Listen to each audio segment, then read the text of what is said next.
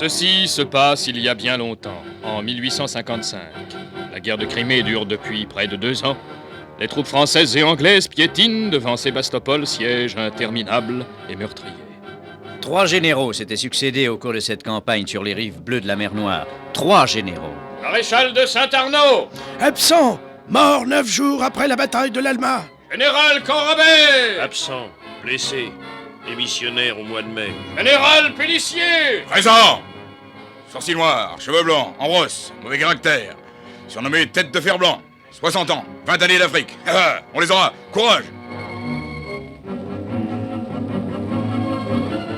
Et le siège continue. Le tsar Nicolas est mort au mois de mars.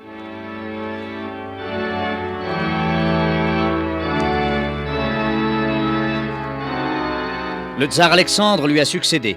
Sébastopol tient toujours. Le général Niel, aide de camp de Napoléon III, surveille Pélissier pour rapporter ses faits et gestes. Qu'est-ce que vous faites encore ici, Niel? Je sais bien que ce n'est qu'une tente faite d'un bout de toile et de quelques planches, mais c'est quand même mon bureau. Je venais pour apporter une note. Une note? Nous sommes pas ici pour faire de la musique. Une note sur la récupération des clous de chaussure dans l'infanterie. C'est pas le moment. Pélissier... Mon cher Niel, vous êtes un mathématicien, moi je suis un soldat. Nous aurons toujours beaucoup de mal à nous entendre. Je suis l'aide de camp de l'empereur. Ici, je ne connais pas d'aide de camp de l'empereur. Je connais qu'un général en chef. Et le siège continue. Les troupes du tsar parviennent tant bien que mal à ravitailler Sébastopol. La ville tiendra-t-elle? C'est ce qu'espèrent les babus du XXe siècle, qui ont lancé en arrière dans le temps 3 des leurs, avec la mission insensée de saboter la victoire franco-anglaise en Crimée. Ils espèrent ainsi la chute de l'Empire ottoman et obtenir du tsar la liberté d'action en Asie du Sud pour le plus grand profit du Philékistan, leur patrie. L'audace des babus n'a plus de limite, puisqu'ils prétendent à présent modifier le cours de l'histoire. Parviendront-ils à leur fin? Ils sont en bonne voie en tout cas. Puisque par ce matin de l'été 1855, en arrière des lignes françaises, 3 silhouettes imprécises venues d'un autre âge se matérialisent lentement comme des vapeurs qui se condensent. L'air vibre curieusement.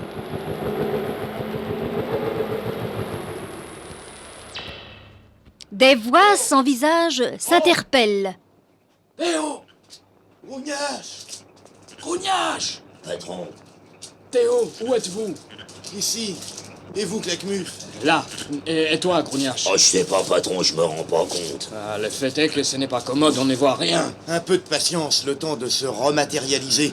N'oubliez pas que tout extrapolé que nous sommes, un raccord de 102 ans ne va pas sans quelques flottements. Ça va se dissiper. Oh, quand même, c'est pas marrant, parce qu'on s'entend parler, on se voit pas d'où ça sort. Oh! Une lueur fluorescente. Une sorte de remous, vous sentez? Oui, oh, bah oui, alors même que je viens de me foutre la gueule par terre. C'est bon signe, ça.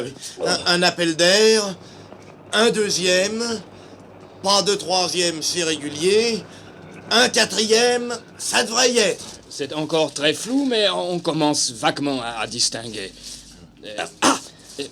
Voilà un pied. Attention, patron, c'est le mien. Et à qui c'est cette paire de fesses? À moi, Grognache. Laissez-les tranquilles et occupez-vous des veaux. Ah bah, j'essaye de me récupérer, vous parlez d'un boulot. Moi, j'ai pas l'habitude d'être extra poilé. Ça se dégage. Voilà, ça y est, on reprend forme humaine. C'est merveilleux. Oh, décidément, ce professeur Hardy Petit est un prodigieux savant. Je le reconnais, mais ne soyez pas modeste, mon cher Théo. Vous êtes pour beaucoup dans la réussite de cette extraordinaire expérience. Trop aimable, Claquemuf. Si, je le dis comme je le pense. Et moi, je l'entends comme je l'écoute. Voilà qui est parfait. À présent, à l'ouvrage. Il faudrait d'abord se repérer. Voyons, où sommes-nous exactement? Eh bien, mais en 1855, au siège de Sébastopol. Oui, bien sûr, mais c'est vague. Non, il faudrait déterminer notre position par rapport aux forces en présence. Grognache, tu n'as pas oublié le guide Michelin de la guerre de Crimée? Non, patron, le v'là. Bien. Et tu as aussi emporté un nez lumineux? Ah oui, patron. Bon, alors, mets-le en place et éclaire-moi avec. Ouais. Bon.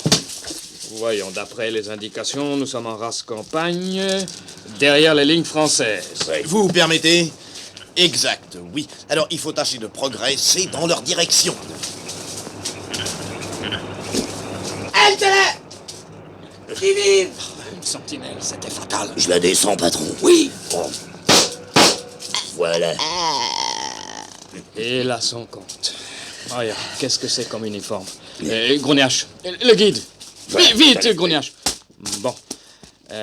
Ah oui, c'était un grenadier d'infanterie. Ah oui. Théo, aidez-moi à le déshabiller. Là. Il est à peu près de ma taille. Je vais mettre son costume. Grognache, Oui. va me descendre 2 autres grenadiers d'infanterie et ramène leur frusque pour Théo et toi. Compris, patron. V'là justement 2 mecs comme ça qui s'amènent. Parfait. Dépêchons maintenant. Allez, vite.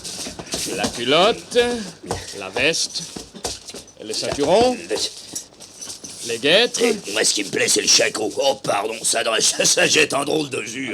les armes maintenant, les munitions. Voilà. Eh ben, maintenant, on peut y aller.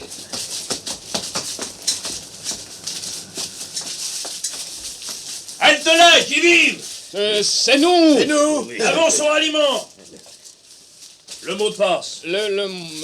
Grognache, le guide, vite. Voilà. Allez. Ah, bon sang, ça n'y est pas. Y a qu'à dire n'importe quoi au flanc, on verra bien. Ah, le mot où je tire! Réaumur, Sébastopol. Oh, merci les gars. Moi, je l'avais oublié. On parlait si j'étais en... Dis-moi, on est perdu. Tu peux pas nous dire où se trouve le QG du général Pélissier? Mais si, tout droit devant vous, en oblique sur la gauche. Et merci de m'avoir rappelé le mot parce que... j'étais bien... Oui, de rien, militaire. Alors, mes enfants, il faut prendre le taureau par les cornes. Il y a des taureaux en Crimée. Silence, Grognache! Théo a raison. Si nous voulons que les Français perdent cette guerre, il faut nous introduire au quartier général.